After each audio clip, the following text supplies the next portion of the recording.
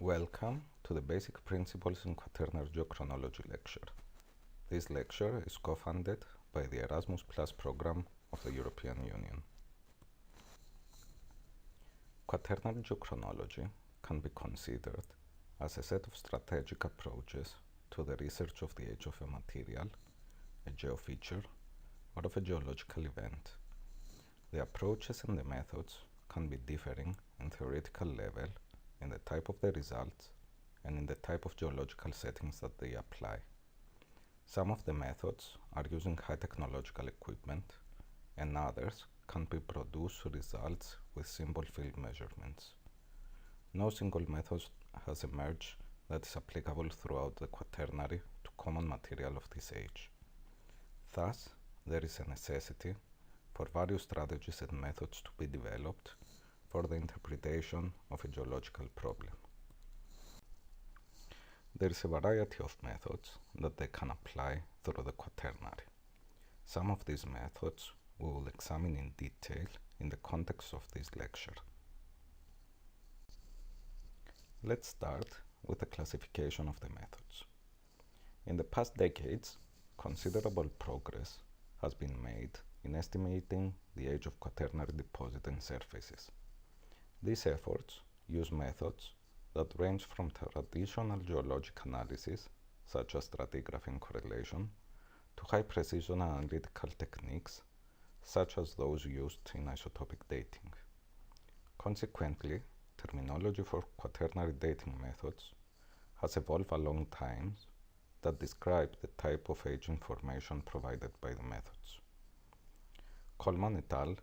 In 1987 suggested a terminology for Quaternary dating methods that is derived from two types of classification, based on type of methods and type of result. A practical classification of Quaternary dating method is one that groups methods that share similar assumptions, mechanism, or application. Classification by method is divided into the 6 following groups. Sidereal methods, which determine calendar dates or count annual events. Isotopic methods, which measure changes in isotopic composition due to radioactive decay and/or growth. Radiogenic methods, which measure cumulative effects of natural radioactive decay, such as crystal damage and electron energy traps.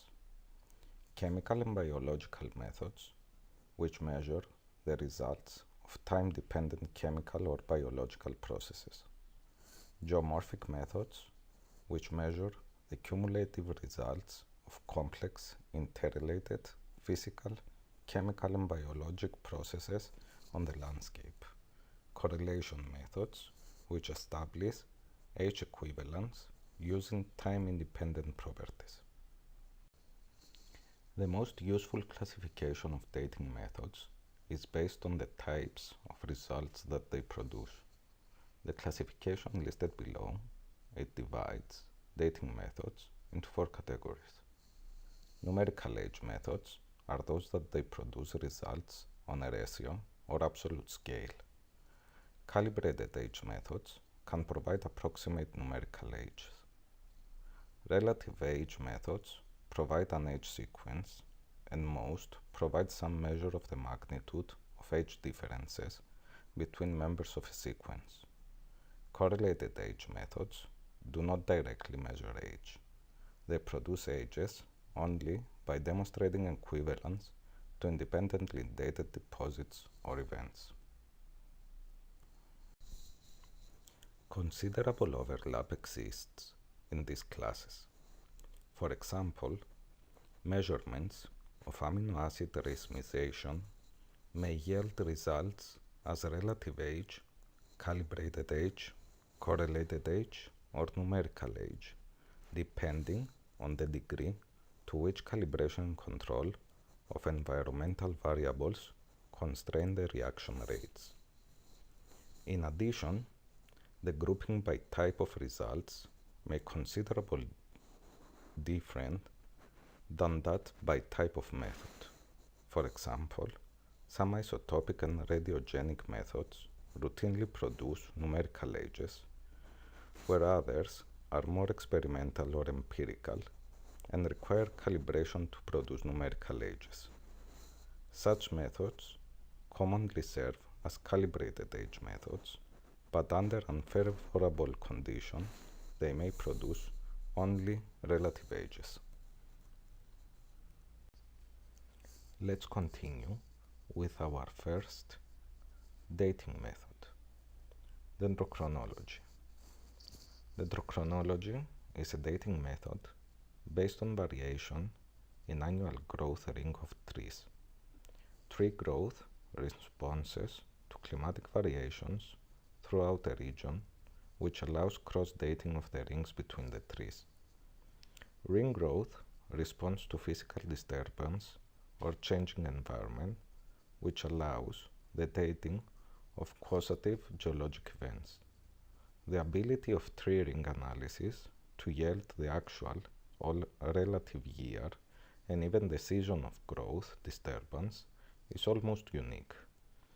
Some species of trees live long enough that absolute dates can be determined for events during recent centuries to millennia.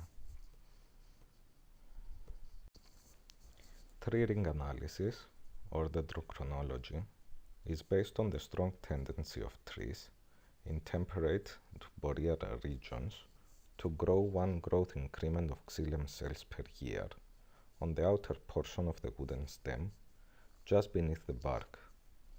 The demarcation between rings is readily identifiable in most conifers.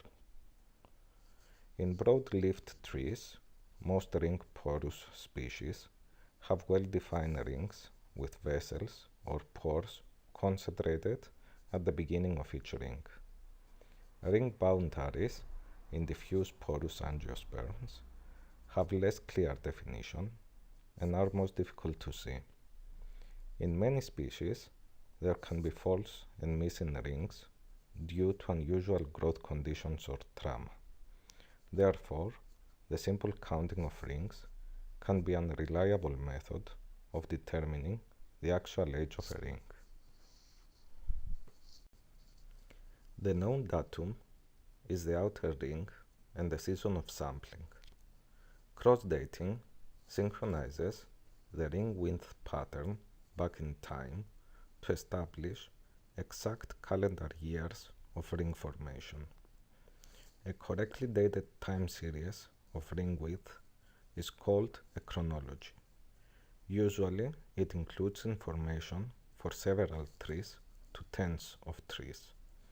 In tropical regions, where temperatures permit continuous growth, rings are often vague and may not be annual in nature. Trees and ring characteristics, such as width, respond to a greater or lesser degree to climatic variations. At extreme growth locations, where the growth is strongly limited by some climatic factor, such as temperature or moisture, ring width will vary greatly and the tree or site is turn sensitive. Because similar climatic variations pervade large regions, the tree ring variation may match and tree ring samples can be cross-dated within this homogeneous climatic region. If the growth size is less extreme, with more benign temperatures or suitable moisture, the climatically induced ring width variation are reduced. These trees and the site are termed complacent. Cross-dating is more difficult in complacent sites. Site differences play an important role in tree response. Within one climatic region, there can be wet, intermediate, and dry sites, or low elevation and high elevation sites that will change the influence of climate on tree growth. Also, younger trees can be more resistant to the factors influencing tree ring growth. There are several factors influencing tree growth. The most important of them is the closing of the canopy in forest, the loss of nearby competitor, storms, fire, and human intervention. In order to show that certain trees were affected by unusual non-climatic disturbance, their growth rings must be compared to normal growth. The comparison or control trees are sampled to develop the chronology of undisturbed growth. The longevity of trees is a major factor in establishing the useful time range for geochronology. There are several species throughout the world that live 800 to 1000 years or more. Species of trees in the 300 to 500 year longevity range have greater potential in geochronology because they are more widely distributed and therefore are more likely to be found growing into sites of interest. However, cross-dating can also be used to extend chronologies beyond the age of living trees. Living trees can be sampled non-destructively by taking an increment course from trees. The Swedish increment borer removes a thin, approximately 5 mm diameter core sample. The core is a radius transecting all the annual growth rings from the bark to near the center of the tree. The cores are fragile and should be placed in protective straws to protect against breaking. After sampling, the trees continue growing and they are available for future sampling if necessary. Dead trees, stumps, and even roots can be sampled by cutting sections by hand or chainsaw. Sections should be thick enough to remain intact for sanding and measurement of the rings. Dead material can also be cored if necessary, but care must be taken to keep the more fragile wood cores intact. A larger borer that extracts a 12 mm diameter core is sometimes helpful. Trees are often very individualistic in response to disturbance, and a number of samples must be taken to ensure that any disturbance signal is not just peculiar to one tree. A common rule is to sample 10 trees, 2 cores per tree. Both cores and sections must be sanded and polished in traverse section until every individual cell and ring is visible. Cores are glued into mounts for support while sanding. They can also be cut with a razor blade. The cells must be in the vertical direction for best definition of rings. Ring widths are measured on computerized measuring machines, and the data are stored in appropriate media. The second method we are going to investigate is the Varve dating. Varves are laminated sediments that record annual depositional cycles in lakes. Several different types of processes can lead to the formation of varves. In principle, the thickness variations in any well-dated sequence of varve can be used to provide age control for the basin within which the varves were deposited. In practice, most types of varves are less than a millimeter thick, and it is often impractical to determine the thickness of each individual varve. Glacial varves are one exception to this rule.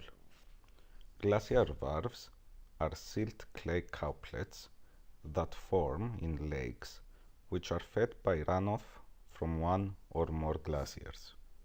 These varves are produced by the plume of sediment carried into the lake by glacial meltwater in the spring and summer. The coarser material in this plume settles out rapidly to form the first component of a glacial varve, the silt layer. This layer may also contain fine sand. The finer material remains in suspension much longer, perhaps even until the lake freezes again in winter. When the finer material does settle, it forms the second component of the glacial varve, the clay layer. Thus, each silt clay couplet represents 1 year of deposition. This is a typical example of glacier filled with meltwater at the basin of a lake during spring and summer. Deposition of sediments develops the silt clay couplet at the bottom of the lake. Each couplet represents a year of deposition.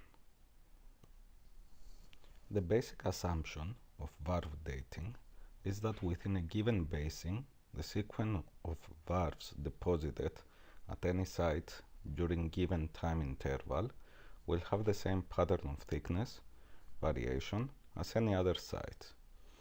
Determining the age of an undated site is accomplished by matching the pattern of thickness for the undated sequence with established Varve chronology. Varve dating can only be done in a geological setting that has resulted in the deposition of varves. The method also requires the prior existence of a well-dated Varve chronology.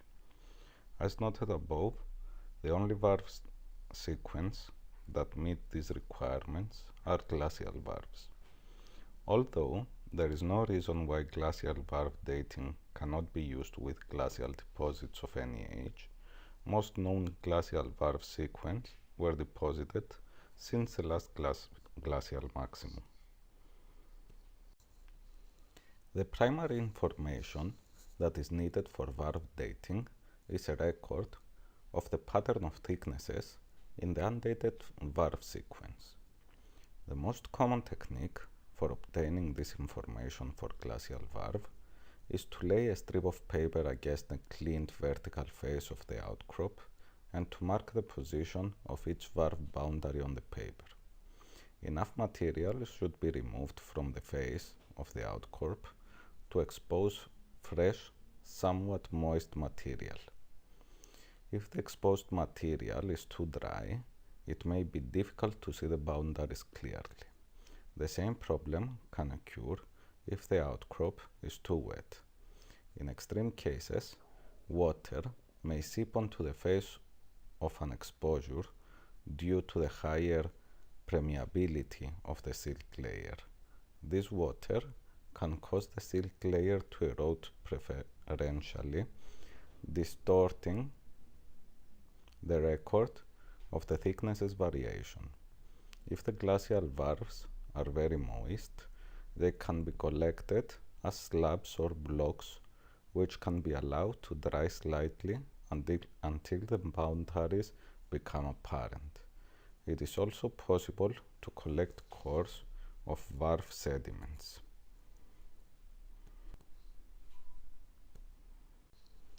In most cases, all of the necessary data are collected in the field, so the only laboratory work is the creation of a plot of thicknesses versus varve year.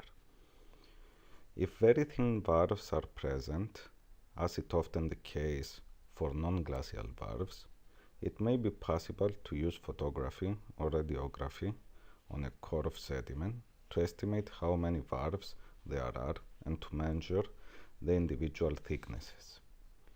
Data analysis consists on finding a good match between the undated varve sequence and a portion of the non-varve chronology. It is not uncommon for a thick varve to be misinterpreted as two varves, or for a thin varve to be counted as part of an adjacent varve. In such an error occurs in the middle of a relatively short undated record, it might be difficult to find a satisfactory match. To deal with this problem, some weigh and Verosab in 1992 developed a computational approach that looks at all possible correlation of shorter subsets of the undated record with a longer Varve chronology. The method then identifies the overall match that most consistently produces high correlation with a known chronology. The main advantage of using Varve chronologies is that they have the potential to provide dating with a resolution of 1 year. The main disadvantage of the method is that it can only be used in geological settings associated with a deposition of varves, and the individual varves must be thick enough that varve by varve measurements can be made. Even in areas that have glacial varves, fundamental research is still needed to develop and date the varve chronologies, and perhaps more importantly, to interpret the geomorphic context in which they were deposited. The next method we are going to investigate is the radiocarbon method. Radiocarbon dating is an isotopic method based on the radioactive decay of carbon-14 to nitrogen-14. Measurements of carbon-14 in nature were first produced by Libby and co-workers at the University of Chicago during the late 40s. Arnold and Libby demonstrated the feasibility of using radiocarbon as a dating tool. Libby was awarded the Nobel Prize for Chemistry in 1960 for the development of the radiocarbon method. Over the past 50 years, radiocarbon has become the most commonly applied dating tool for quaternary geology, paleoclimatology, and archaeology.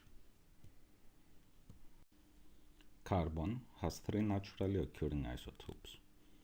The 2 most abundant are the stable isotopes carbon-12 and carbon-13. Radiocarbon with an abundance of less than 10 in minus 10% is unstable and undergoes beta decay to nitrogen-14 with a half-life of 5,730 years. It is present on Earth only because it is constantly produced by the interaction of cosmic rays with nitrogen and oxygen atoms in the upper atmosphere. The global production rate of carbon-14 is approximately 2 atoms per square centimeter per second. Roughly 75% of this production occurs in the stratosphere and the remaining 25% in the upper troposphere. The carbon-14 atom is oxidized within hours to carbon-14 monoxide, which has an atmospheric lifetime of several months before it is turned in oxidized to carbon-14 dioxide. The long atmospheric lifetime of carbon dioxide enables carbon-14 dioxide to become well mixed throughout the troposphere.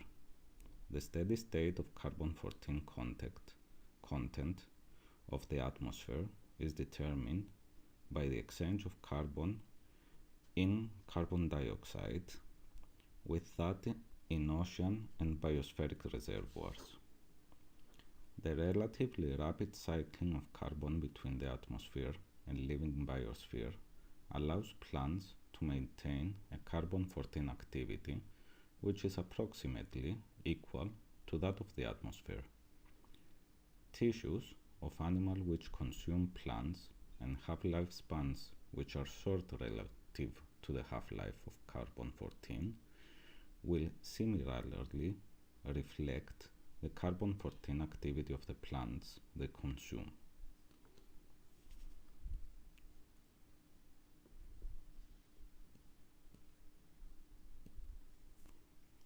Upon the death of an organism, the carbon-14 in its tissues is no longer replenished through direct or indirect exchange with atmospheric carbon dioxide and undergoes radioactive decay back to nitrogen-14. If the tissue remains intact and isolated from exchange, the decrease in its carbon-14 content from that in living organism may be used to indicate the time since the death of the organism.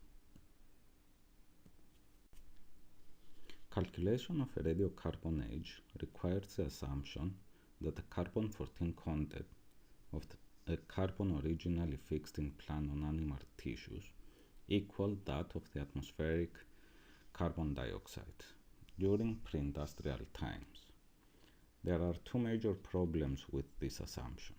First, because chemical and biological reactions fractionate isotopes according to their mass, the carbon-14 carbon-12 ratio in atmospheric carbon dioxide will differ for organic carbon fixed from the atmosphere by photosynthesis.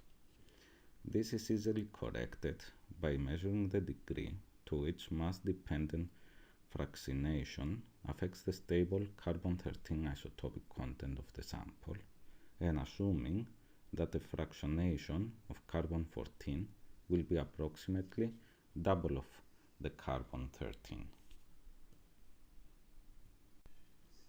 The second problem is that the carbon-14 content of the atmosphere has varied with time, both because of changes in the production rate of carbon-14 and because of changes in the distribution of carbon among oceans, biosphere, and atmospheric reservoirs. This variation, deduced from the carbon-14 content of cellulose of known age taken from the annual growth rings of trees, are generally less than 10% over the past 7,000 years, but may approach 30% of samples greater than 13,000 years old. Correction factors to determine calendar ages from conventional carbon-14 ages are based on the observed carbon-14 content of independently dated tree ring cellulose, macrofossils from Varve lake sediments, and coral terraces. A final complication of radiocarbon dating arises from the re-evaluation of the half-life of carbon-14 after a considerable body of literature had already been published.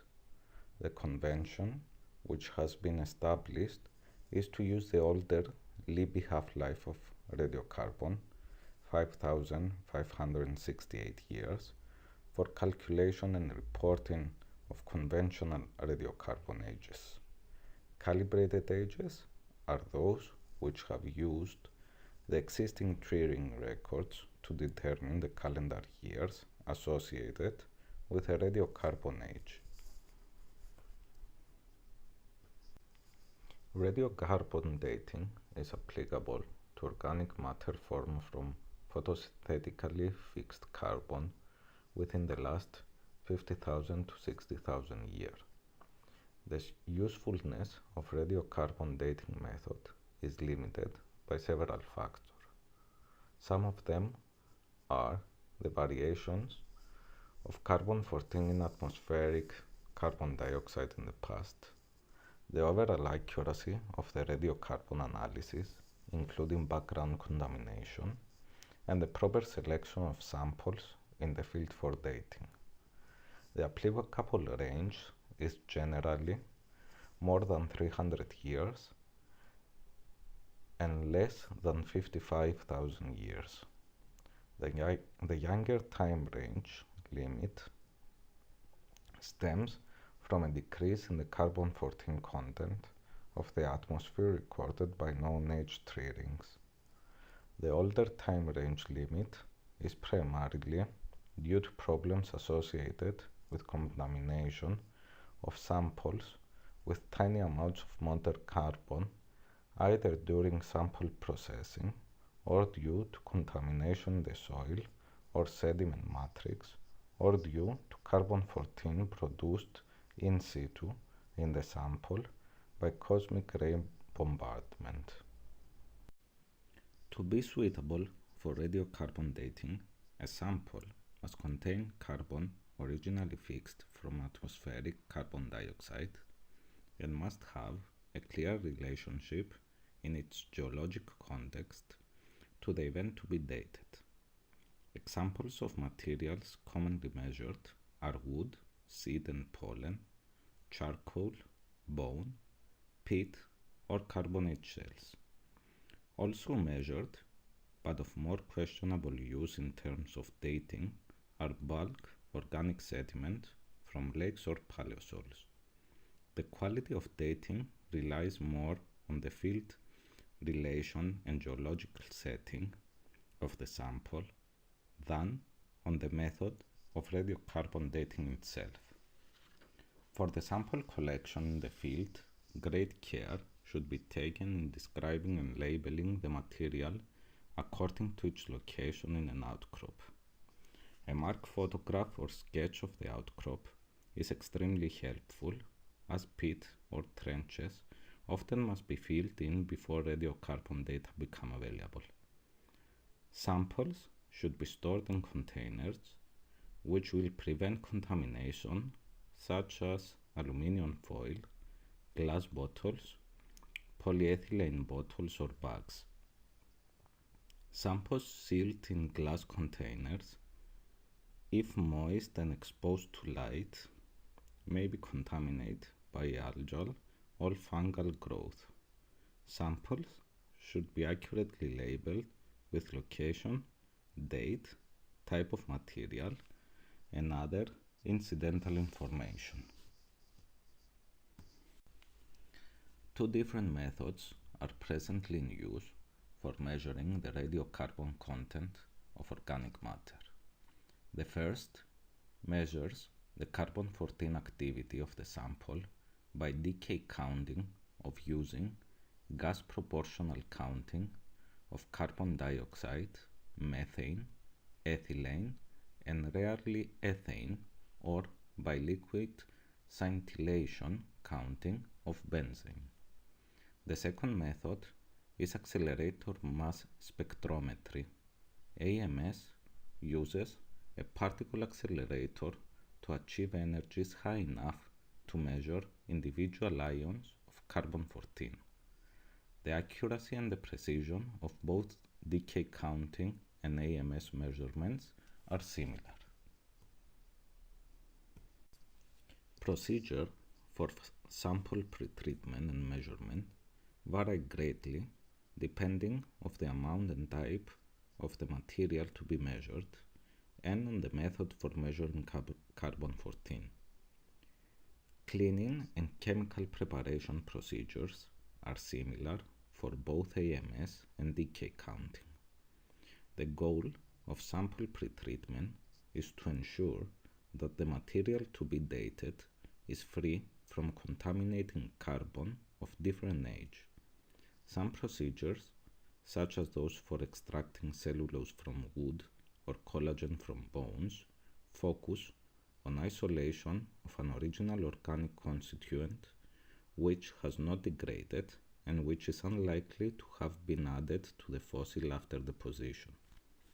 Other procedures involving washing of samples in acids and bases merely aim at removing surficial carbonates and sorbent organics. Dating of both extracted and residual material can be used as a measure of confidence in the resulting data.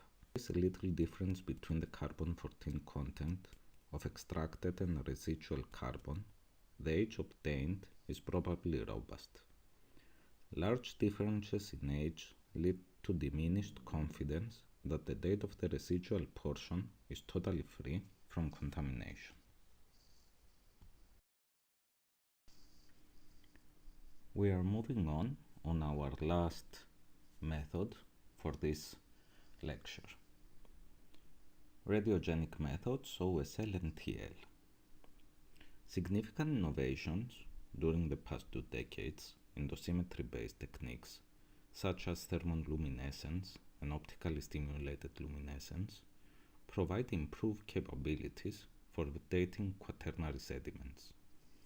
Luminescent geochronology is an important tool in deciphering geologic records because it is one of the few techniques that can be applied in a variety of terrestrial stratigraphic settings. Most common silicate minerals, quartz and feldspars, contain lattice defects formed during crystallization or from exposure to nuclear radiation. These defects are potential sites of electron storage and a subsequent source for a luminescent signal. The luminescent signal is acquired by exposure to ionizing radiation, mostly from the radioactive decay of uranium-238, thorium-232, and a radioactive isotope of potassium, potassium-40. The release of beta and gamma particles from the decay of potassium-40 and mostly alpha-neum and thorium decay series within mineral displaces lattice-bound electrons, which are subsequently stored within lattice defects, called electron traps. A population of these electrons are stored in deep traps that are theoretically stable for more than 10 in the 6th year, providing a geochronologically significant luminescent signal.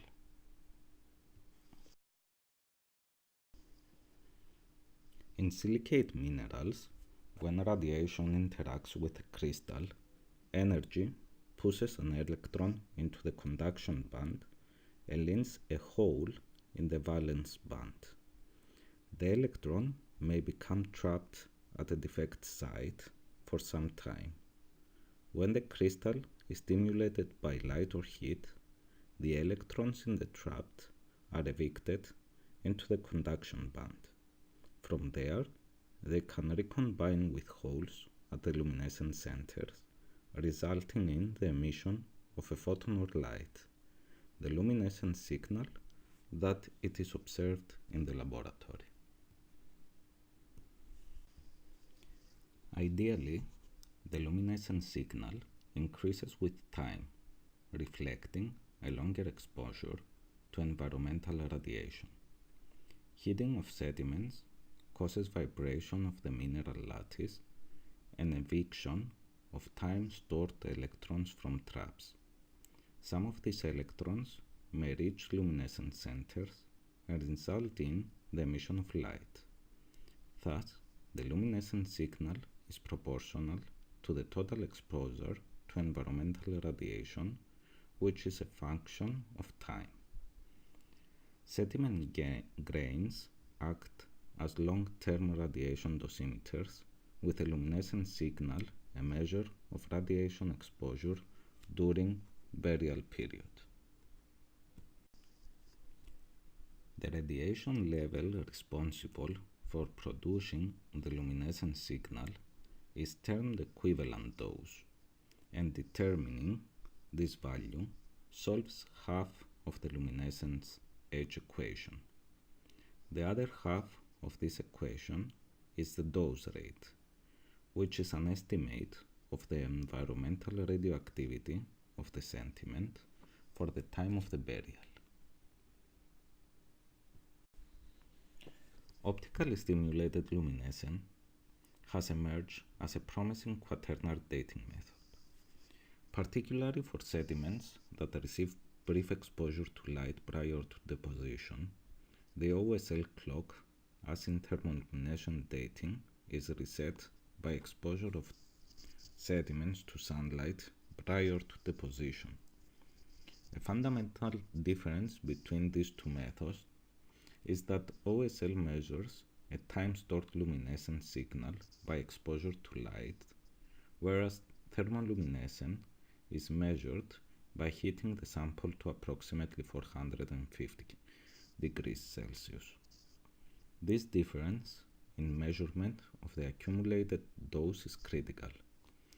The TL analysis releases photos within a mineral that are derived from both light-sensitive and sensitive electron traps. In contrast, OSL dating often uses light of particular wavelength, releasing rapidly only the light-sensitive electrons from crystal lattice.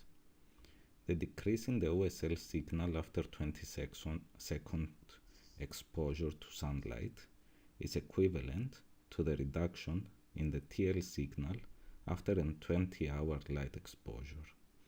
Ideally, the OSL signal is measuring electrons that accumulated in only light-sensitive traps, leaving behind the light-insensitive traps, thus providing an accurate measure of the time since burial of the sediment. There are many different types of sediments that can be or have the potential to be dated by luminescence. The selection and sampling of sediment is the first crucial step in the luminescence analysis. A luminescence age is a measure of the time since the last sunlight exposure event of the sediment.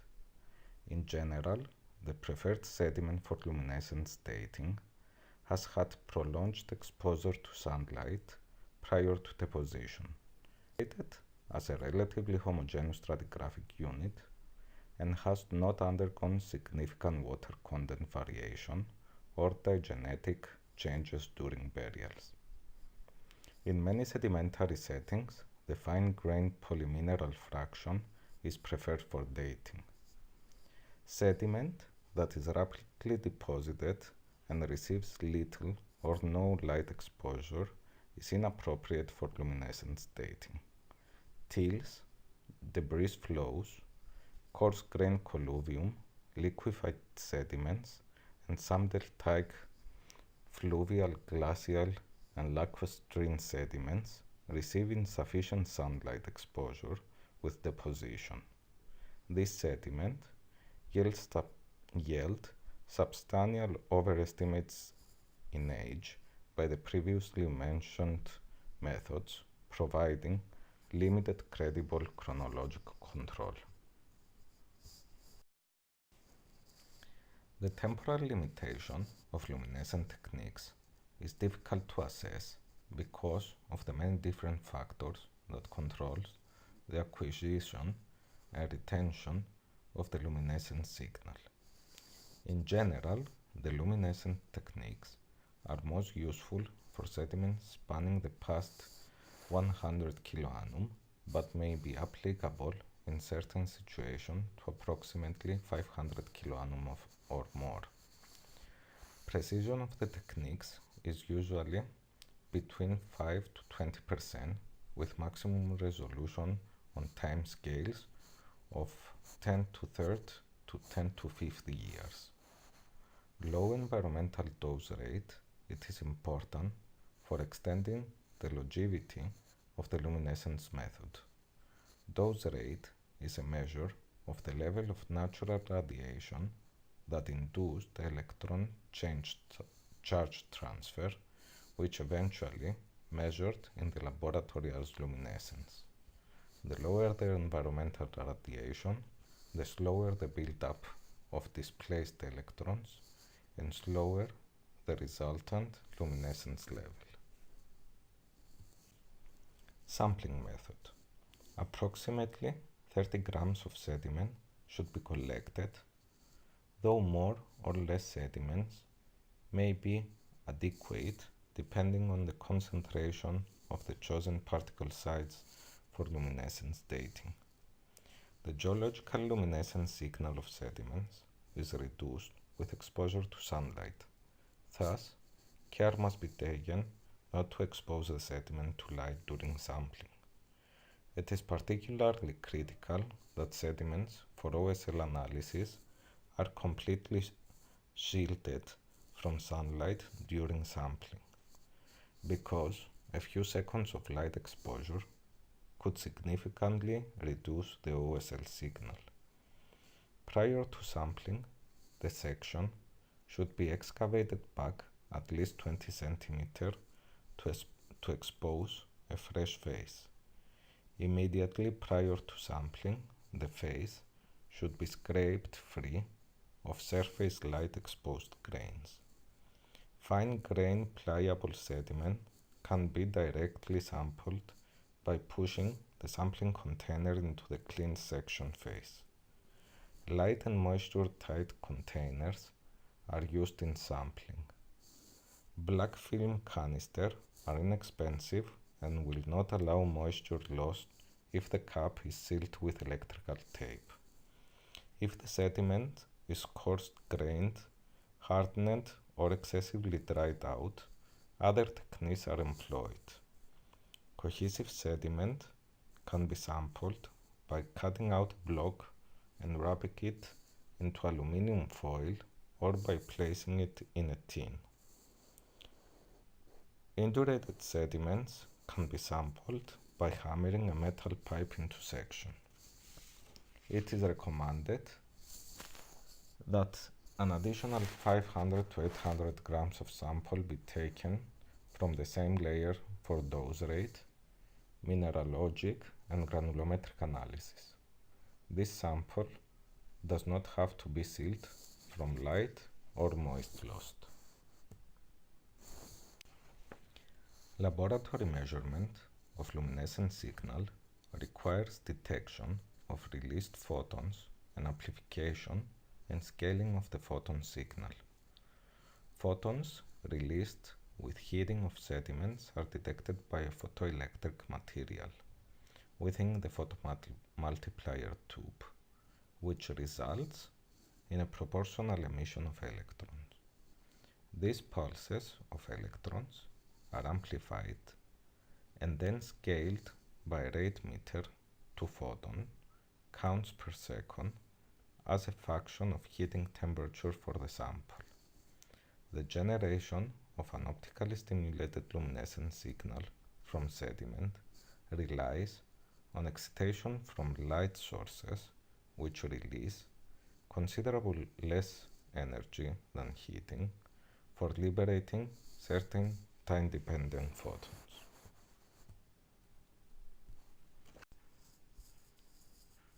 In this lecture, we have seen the four most commonly used methods of Quaternary Geochronology, and we explain in detail the theory and the methodology of each one. Thank you for watching.